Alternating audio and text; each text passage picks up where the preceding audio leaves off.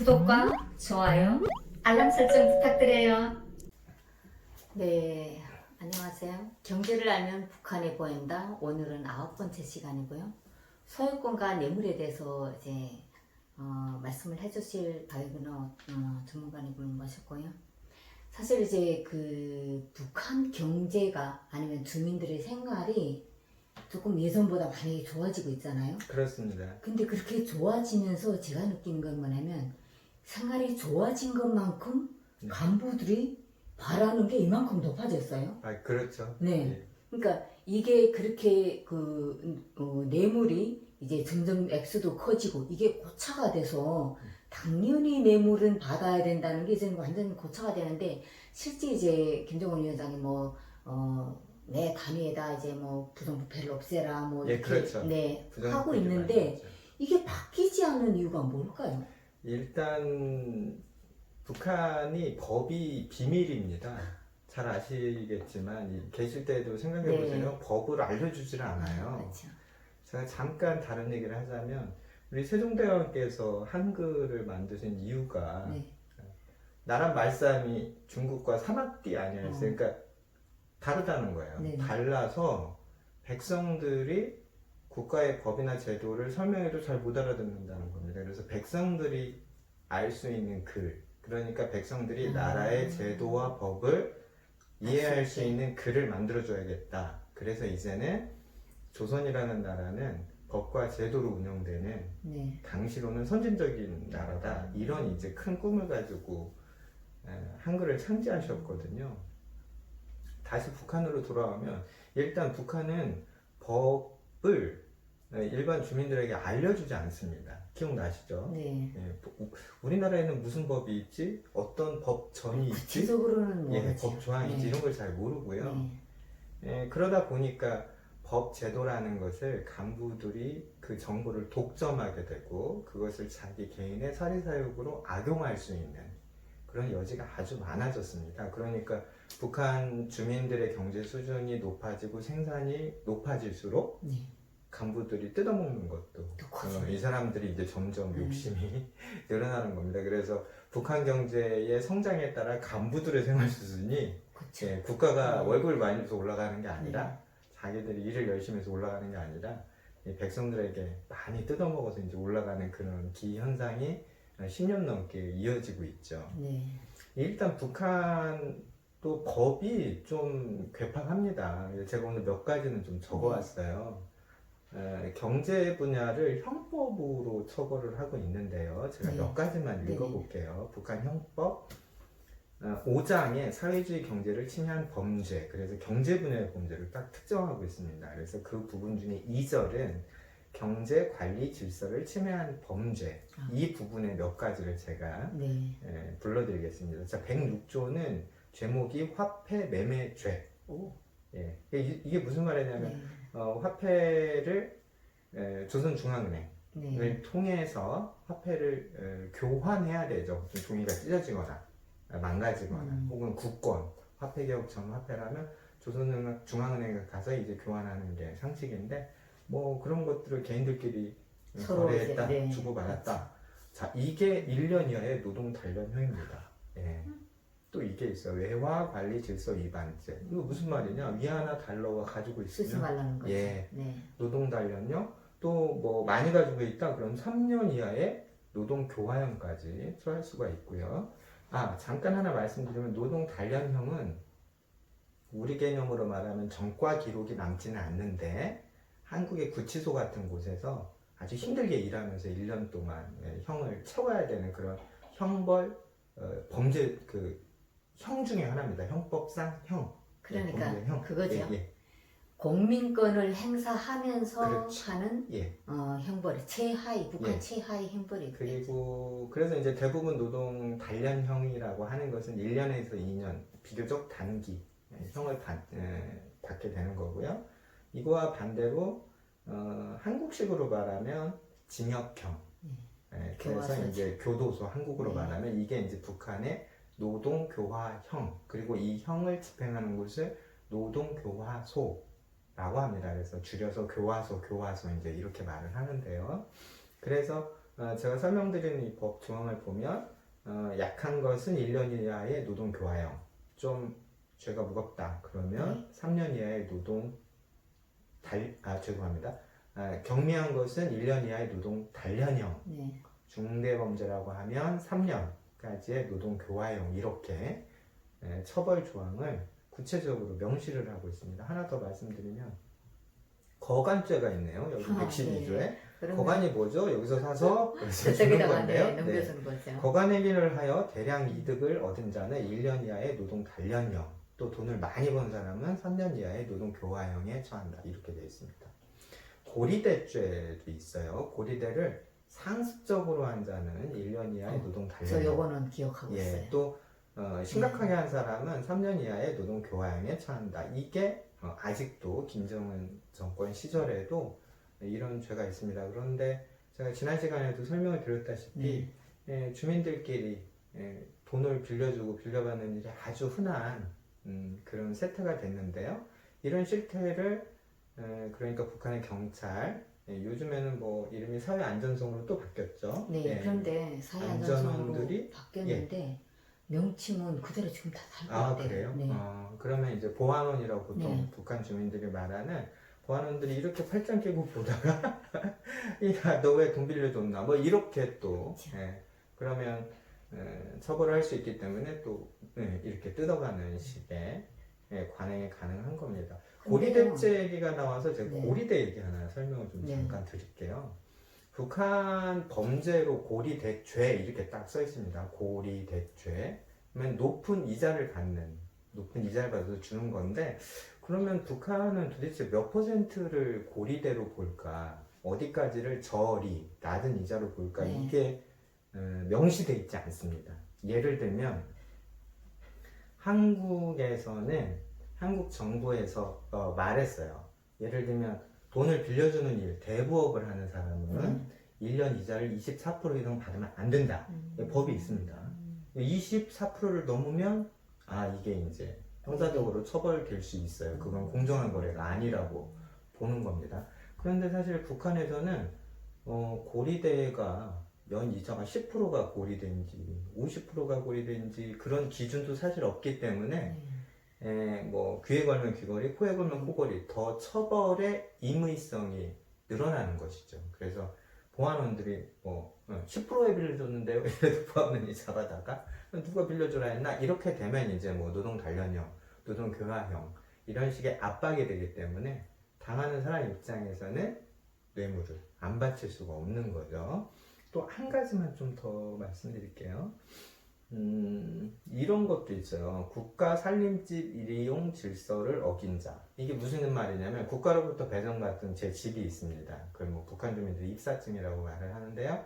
제가 여기 안 살고 옆에 우리 강 기자님한테 빌려줘요. 그래서 한 달에 쌀 한 10kg 받는다. 이런 식으로 해서 제가 살아야 될 집을 이분에게 주면 국가 살림 이용 질서를 어긴 게 됩니다. 그래서 북한에는 제가 설명드린 대로 만성적으로 주택이 공급이 부족하기 때문에 주민들 간의 필요에 따라서 이렇게 일종의 뭐 월세라고 할까요? 사월세라고 할까요? 북한 말하는 동거죠. 동거요? 네. 지난번에도 제가 아름다운 편이라고 말씀을 드렸는데 다시 들어도 아름다운 것 같아요. 같이 사는 그런 행위도 형법상 처벌의 대상이 된다. 또 이런 것도 있습니다. 밀주죄가 있네요. 아직까지도 장사 또는 물물교환의 목적으로 밀주행위, 술을 만든 자는 1년 이하의 노동 단련형, 중할 경우에는 3년 이하의 노동 교화형에 처한다. 이것이 북한 형법 154조 밀주죄입니다. 이런 식으로 북한 법률에서 현실에 맞지 않은 처벌 조항들, 특히 소유권이라고 하는 근대 국가들의 법제도의 기본 원리를 북한이 인정하지 않음으로 인해서 법보다 또 최고 지도자의 당의 교시가 또 앞서는 그런 법치를 좀 확실하게 하지 않는 그런 문화, 이런 조건들 때문에 북한 간부들이 언제든지 주민들한테 뇌물을 뜯어갈 수 있는 어떤 사회적 기반이 된다, 이렇게 볼 수 있겠습니다. 근데 저는 이제 말씀을 들으면서 실지 위에 언급된 그 모든 사례, 그러니까 형법에 몇항 몇 조에 걸려서 이렇게 해야 되면 북한 전체 주민이 다 감옥에 가야 돼요. 네.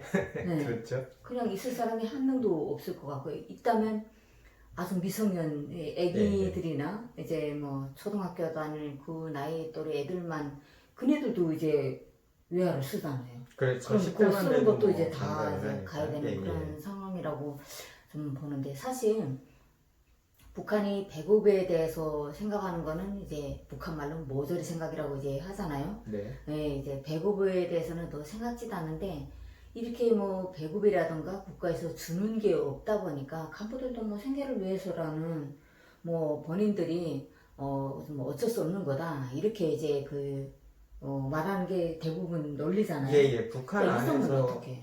많은 분들이 실제 그런 생각을 하고 계신 것 같습니다. 그러니까 부패한 간부들도 나도 먹고 살아야 나란 일을 하지 이런 그러니까요. 생각을 갖는 거고요. 또 옆에 이민들이 이렇게 봐도 사실 간부라고 해서 국가에서 뭐 먹을 만큼 충분히 배급을 주는 것도 아니고 또 생존에 필요한 생활비, 그렇죠. 임금을 주는 것도 아니다. 이것을 주민들도 알긴 알거든요. 그래서 결국은 간부들도 어쩔 수 없이 저런다 라고 생각하시는 분들이 한 부류가 있고, 또 반대편 부류에서는 그런 거죠. 이제 김정은 동지께서 이 사실을 모르신다. 그렇죠. 계속 부패를 척결하라 지시를 내리고 있는데 이때 간부들이 김정은 동지의 눈을 가리우고 없을 때는 현지지도 나올 때는 자기들이 백성들을 잘 돌봐주는 것처럼 하다가 현지지도가 끝나고 나면 자기들이 그냥 승냥이 때처럼 뜯어먹는다. 이제 이런 의견이 있습니다. 근데 어쨌든 한 부류 한 면은 맞다고 볼 수 있죠. 그러니까 국가 조직, 행정부가 투명해지려면 일단 이 일을 하는 사람들이 여러 이해관계자들 사이에서 독립적인 이제 지위를 가져야 되는데요. 여기서 말하는 독립적이라는 것은 어떤 강압, 유혹, 대가 이 모든 것을 말하는 것이거든요. 네. 그런 면에서 보면 북한의 간부들은 상급자나 당의 강압이 한 측면이 있고요. 또 하나는 인민들에게 자기들이 알고 있는 법 지식이나 권력을 가지고 언제든지 임의적으로 자기 개인 이윤을 수취할 수 있다라고 하는 유혹의 측면이 동시에 있는 것이죠. 그래서 사실 이런 간부들의 부패가 이제 가장 뭐랄까요? 적나라하게 드러나는 분야를 경제적으로 좀 구별을 해보면, 첫째는 소비재 유통시장입니다. 여기서는 뭔가 이동하고 물류가 돌아다니고 사람들이 움직임이 간부들이 직접 볼 수 있기 때문에 그 길목을 딱 잡는 거죠. 대표적인 것이 10호초소의 군인들이 보찜지구들 가는 아주머니들 멈추라, 열어라 해서 트집 잡아서 담배 한 갑이라도 술 한 병이라도 뜯어내는 거고요. 그래서 요즘에는 워낙 그런 일이 많으니까 이제는 장사하시는 분들이 그걸 경비라고 생각하십니다. 그래서 경제학에서도 실제 그렇죠. 부패나 또 과도한 세금은 비용 증가로 인해서 경제에 부정적인 영향을 끼치는데, 북한이 사실 이제 그러는 상황이다 이렇게 볼 수 있고요. 또 하나는 서비스 시장 분야에서 간부들의 부패가 굉장히 심합니다. 서비스라고 하는 것이 북한이 원래는 허용하지 않았던 경제 분야거든요. 예를 들면 제가 우리 강 기자님 오늘 큰 집에 잔치가 있어서 하루 집에 가서 요리를 해준다. 이런 인적 고용은 북한 원래 사회주의에서는 불가능한 거죠. 이것도 자본주의 짓이죠. 사람이 사람을 고용해서 쓴다. 그런 게 어딨냐. 이런 건데, 그러다 보니까 이런 유형의 서비스업, 좀 넓게 말하면 기술이나 지식이나 정보들을 제공해서 부가가치를 올리는 모든 경제적 행위에 대해서 언제든지 간부들이 트집을 잡을 수 있어요. 그걸 임의대로 해석을 할 수 있습니다. 그래서 또 하나 취약한 것은 이제 그런 서비스 산업이라고 불릴 수 있는 그런 신종 경제활동 분야에서 간부들의 부패와 착취가 굉장히 강한데, 약간 극단적인 사례지만 이런 겁니다. 보안원들이 마약을 만들 수 있는 기술자들을 마치 자기가 고용한 왜 불량배들이 자기 조직에 사람 가입시키는 것 같은 거 있잖아요. 그런 식으로 해서 너 내 말 안 들으면 뭐 교화 보낸다, 뭐 어떻게 하겠다 이런 식으로 암묵적인 협박을 하면서 이런 사람들이 삥도 북한의 마약을 만들게 합니다. 그래서 자기가 유통시키는 그러한 사례들이 있어요. 그래서 뭐 더 잘 아시겠지만 북한의 그런 마약사범 처벌 그런 사건들이 가끔은 오히려 보안원들이 더 깊이 개입이 돼서 그렇죠. 보안원들이 더 많이 흡입하는 뭐 그런 소비하는 문제가 아니라 유통시키거나 그것을 뭐 이런 사건들이 간간히 북한에도 있습니다. 이제 그런 것들을 볼 때 소비재와 서비스 분야에서 간부들의 이런 부패가 더욱 심하다. 이런 것은 직접적으로 인민들, 주민들의 일상생활에 큰 좀 타격을 입히는 그런 부정적인 효과를 낳겠죠. 그러면 사실 만약에 이제 경제가 좀 더 투명하게 뭐 그렇게 돼야 된다면 어떤 노력들을 어떻게 해야 될까요? 예, 일단 상층부에서 그 개인 소유권에 대해서 확실하게 법적, 제도적 장치를 마련을 해야 됩니다. 그런 의지를 보여줘야죠. 그래서 뭐 대외 선전 매체나 주민 정치 교양에서 우리는 뭐 자유로운 국가다, 주체국가다 이런 말을 할 게 아니라 확고하게 개인 소유권을 보장하는 법 제도를 완비하고 이런 것들을 주민들뿐만 아니라 외부 사회에도 널리 공포해서 앞으로는 좀 다르게 운영한다. 이런 그 북한 당국의 적극적인 태도가 먼저 필요합니다. 뭐 우리는 세금이 없다, 지상 낙원이다, 뭐 예, 행복하다 이런 정치적 프로파간다는 이제 그만 해도 될 것 같고요. 예를 들면 그래서 오히려 정정당당하게 세금을 내고 네. 주민들이 경제 그렇죠. 활동을 한다면 중국 정도만 된다 네. 하더라도 오히려 일반 주민들이 훨씬 더 창의적으로 부가가치를 많이 높일 수 있지 않을까 저는 그렇게 생각을 하고요. 두 번째로는 북한 간부들의 부정부패에 대해서 좀 단호한 대처를 해야 되죠. 원래는 북한이라는 국가가 그런 부정부패를 굉장히 싫어했죠. 예를 들면 한국전쟁 이후에 50년대, 60년대까지 나름대로 자기들이 사회주의를 한다 이런 자부심이 있었을 때는 간부들의 그렇죠. 부정부패를 김일성도 굉장히 싫어했습니다. 뭐 그 유명한 얘기 있잖아요. 누구죠? 김성애의 남동생.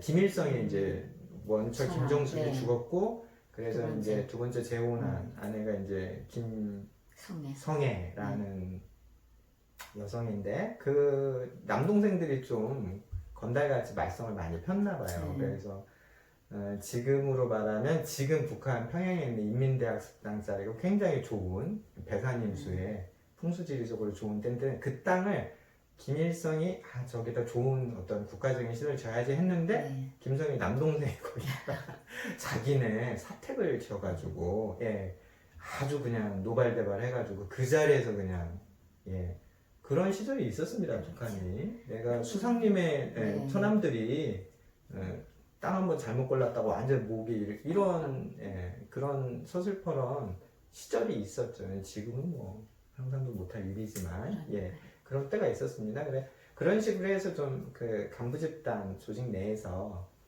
투명성을 높이고 처벌과 또 검열 이런 것들을 좀 강화하는 노력이 필요할 것 같고요. 또 한편으로는 마지막으로는 좀 북한을 상대하는 외부 국가들이 북한을 뭔가 돕거나 같이 일을 할 때 이런 것들을 좀 적극적으로 요구해야 될 것 같아요. 그래서 여러분들이 좀 투명하게 발전하고 성장하려면 제도적으로 기술적으로 이런 것들을 좀 받침해야 됩니다. 그래서 투명성을 높이기 위한 장치로 제도로서 이렇게 좀 모니터링도 하고 평가도 하고 또 누군가 제3자 이해관계가 없는 사람들이 와서 감시 감독도 하고 이런 게 필요합니다라고 하는 기술적인 조언들을 좀 많이 해줘야 할 것 같아요. 그러니까 지금 북한의 한 40대, 50대? 좀 이제 고위층 간부들 같은 경우에는 이제 그렇게 좀 자부심이 있었던 북한을 잊어버렸죠. 그렇죠. 그래서 우리는 늘 그런 나라야. 그래서 이렇게 당연히 살고 특히 더 심각한 건 20대, 30대들은 태어나서부터 그런 것만 봤기 때문에 뭐가 원본인지, 뭐가 원칙인지 이런 걸 잘 모르거든요. 그래서 국제기구, 국제 또 NGO 그리고 각국 정부들이 북한을 좀 상대할 때 이런 기술적인 전술을 좀 적극적으로 하는 것도 필요하다. 이런 말씀 드리고 싶습니다. 저는 이번 시간 이제 들으면서 사실 저희가 이제 북한에서 살 때는 항상 그러잖아요. 간부 어떠한 직책을 자그마한 직책이라도 가지고 있으면서 뇌물을 못 받으면 그 사람 능력 없어. 이게 능력으로 이제 오히려 네, 그렇죠. 이제 처리를 하자는가. 이게 사회적으로 10년, 20년 이렇게 고착 상태가 되다 보니까 간부들은 당연히 뭐 부하 직원이 어디를 뭐 이제 그 승진단 한다면 그 승진 대가에 대한 뇌물은 당연히 받아야 된다는 걸로 이제 맞습니다. 받아들이기 때문에 실제 북한 간부들부터 자체로 이제 사회가 변하고 사람이 변하려면 간부들 자체도 좀 변해야 되지 않을까 싶은 그런 생각이 들었던 시간이었던 것 같습니다. 네, 오늘 말씀도 고맙습니다.